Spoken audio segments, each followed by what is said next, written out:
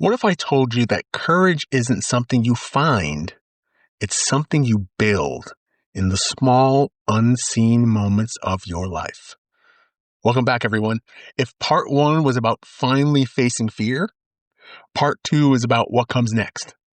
The messy, beautiful work of building courage from the inside out. Let's get started. Welcome to the Catalyst Podcast. I'm your host, Jason, and you can catch us on all your favorite platforms. We're talking Facebook, YouTube, Instagram, Threads, and TikTok. You can also listen to our episodes on Amazon Music, Apple Podcasts, Spotify, iHeartRadio, and our home at Podbean. Folks, we want to hear from you. If you're interested in being a guest or a contributor, please reach out to us at catalystmotivationpodcast@gmail.com. That's catalystmotivationpodcast@gmail.com. Join the community today and be part of something truly transformative. Welcome, welcome, welcome to episode 139, part 2, Building Courage. Okay, so let's start with the lie that we all believe, okay? Most people think that courage is a big cinematic moment, the burning bridge, the running into the fire kind of bravery, right? But modern leadership expert Simon Sinek reminds us, courage is not about being fearless. It's about being willing to act in spite of fear. Because we don't wait to feel brave and then move. We move, and courage grows from the movement. So today, let's talk about the movement, right? Well, let me tell you a story. There was a day recently when I had to give feedback to somebody I deeply respected. I mean, one of my heroes. And being able to know this person for 20 some odd years has just been such a pleasure in my life. So to give this feedback was really something that freaked me out. I mean, I practiced that. I rehearsed it. I paced it. I mentally rewrote the message 14 different ways. Finally, what I did was, hey, let's do this. I gave myself a 10-second countdown. 10 seconds to stop overthinking and start doing. And I went 10, 9, 8, 7, 6, 5, 4, 3, 2, and on 1, I sent the message. Now, was I suddenly brave? Hell no. I was simply someone who stopped letting fear buy more time. Courage often begins in a 10-second window. Look at it this way. Think about courage as a muscle, right? You don't bench press 200 pounds in one day, do you? Maybe some of you do, but not all of us. You start off with something light. You might even start off with the bar. And in real life, that bar looks like speaking up at a meeting, pressing publish on a post, walking into a room where you know not a soul, saying I need help, taking the first class and not mastering it. Courage grows through reps. This reminds me of a moment in my life where everything I felt was so heavy, and I just didn't have the strength to do it on my own. It was too heavy for me to carry it by myself. But asking for help felt so much heavier. I'm sure you've experienced this too. Have you ever been like that?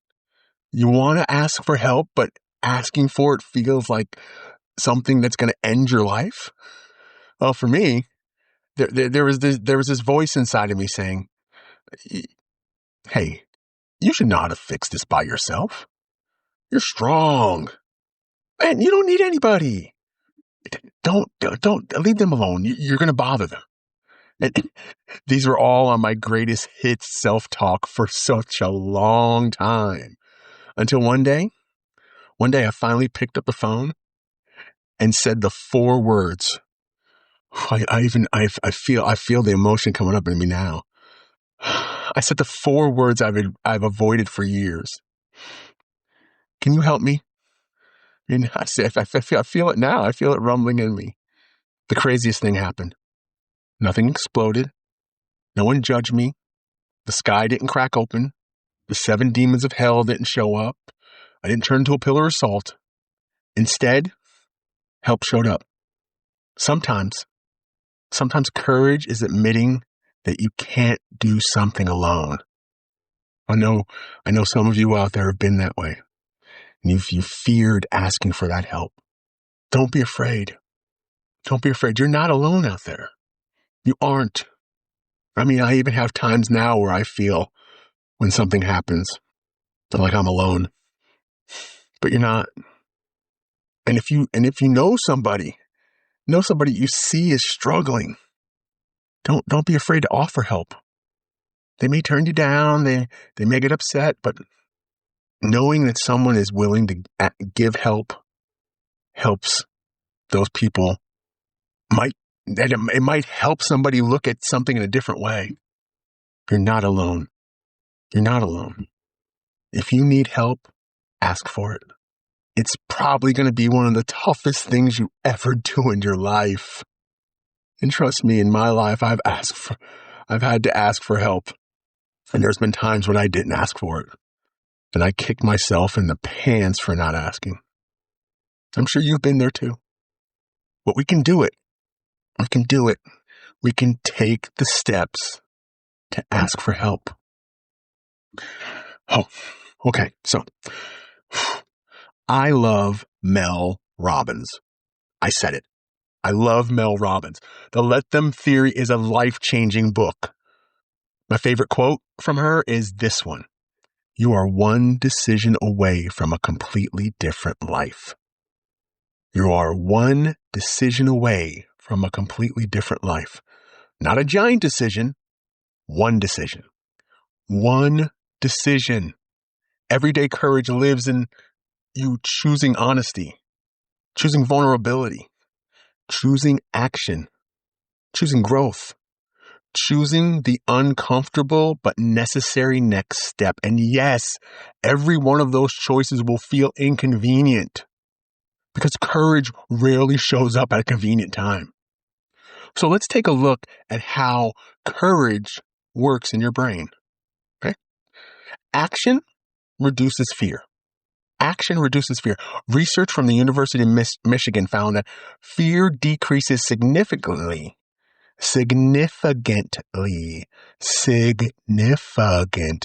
Jason. Fear decreases significantly once physical action begins. I have not ordered my new mouth from Amazon. It's coming in tomorrow. It's not here today. Maybe I should record tomorrow instead of today. Let's take it over. Research from the University of Michigan found that fear decreases significantly once physical action begins, even if the action is small. Courage becomes easier through repetition. Neuroscience calls this fear extinction. The brain learns that the feared action is actually safe. By doing that, courage rewires your confidence. Once we repeat this enough, our brains begin to associate discomfort with the capability instead of the danger. In other words, do the thing, fear shrinks, courage grows, confidence follows. And it's a cycle you can train. And you can do it. You can do it right now. Like right now. This very moment. Go ahead. Go ahead and do it. I'll wait. Go on. Did you try it? Well, good. Good for you. I'm proud of you. I'm so proud of you. So let's do this. Let me give you one last real moment. There was a season during my cancer recovery where I felt stuck. You name it, emotionally, mentally, creatively. My courage felt like it was on life support. And I'll tell you exactly when it was.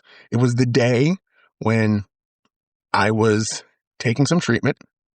I was in Tampa. My cousin was with me, and I'd just come back from the treatment, and I was in the room, and I was on a call with the job I was working with, and we just got off the phone, and 5 minutes later, I get a call from the vice president of the company. And I thought he was calling about the thing we were discussing earlier, and it wasn't. It wasn't that at all. I got fired. And I was broken. And for a day or two, I didn't do anything.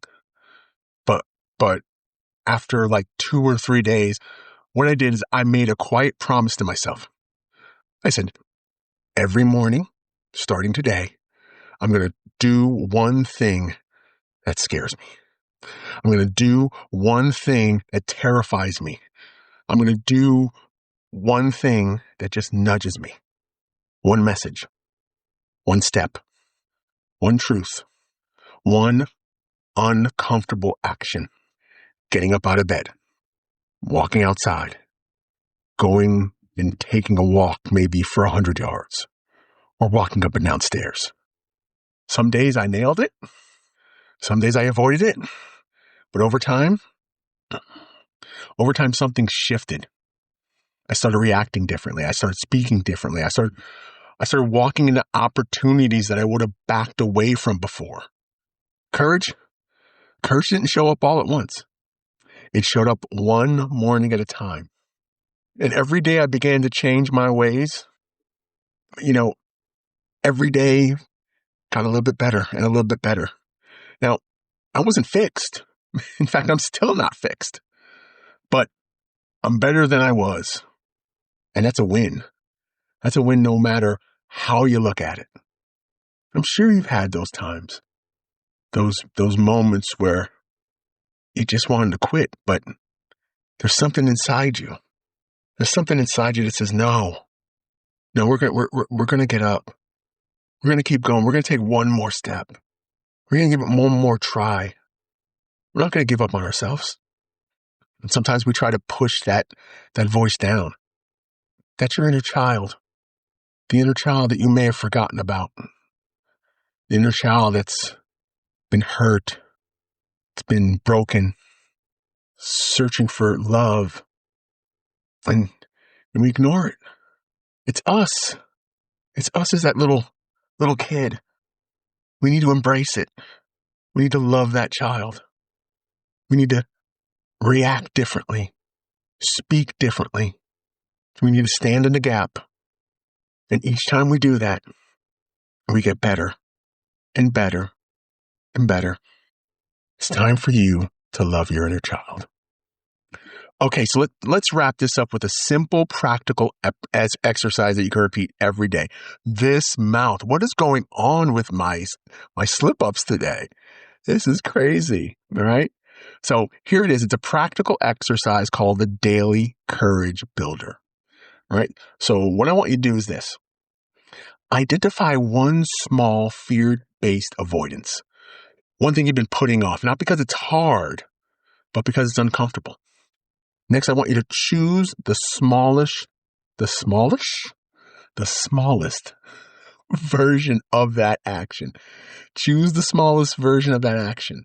Not the whole thing, not the perfect version, but the smallest step. Next, give yourself a 10-second countdown. Give yourself that 10-second countdown. And when you hit 1, send it, say it, start it, walk in. Hit the button.